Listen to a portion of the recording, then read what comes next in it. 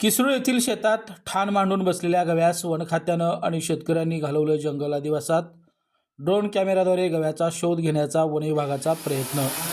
किसरूळ तालुका पन्हाळा येथील खापरमाळा परिसरातील शेतात एका गव्यानं गुरुवार दिनांक 5 मार्च रोजी ठाण मांडलं होतं। याबाबत संबंधित शेतकऱ्यांनी वन विभागास कळवलं असता वन विभागाचे कर्मचारी घटनास्थळी आले आणि त्यांनी गव्यावर लक्ष ठेवलं। हा गवा आजारी असल्यामुळे फारशी हालचाल करत नव्हता।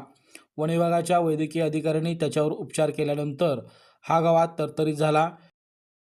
वनमजूर भुजिंगा पाटील यांनी स्थानिक शेतकऱ्यांच्या मदतीनं त्यास जंगल आदिवासात घालवलं। काल शुक्रवार दिनांक 6 मार्च रोजी वनरक्षक पूजा नरुटे, वनमजूर भुजिंगा पाटील, शंकर पाटील यांनी आराठी टीमचे अभिजित पाटील, संभाजी चौगले यांच्या मदतीनं ड्रोन कॅमेऱ्याद्वारे या गव्याचा शोध घेण्याचा प्रयत्न किसरूळ येथील चांददरा तसेच खापरमाळा परिसरात घेतला असता हा गवा आढळून आला नाही। हा गवा जंगल आदिवासात गेल्याची माहिती वन विभागाने दिली। ही मोहीम पन्हाळा वन परिक्षेत्राचे रेंजर अजित माळी यांच्या मार्गदर्शनाखाली राबवण्यात आली।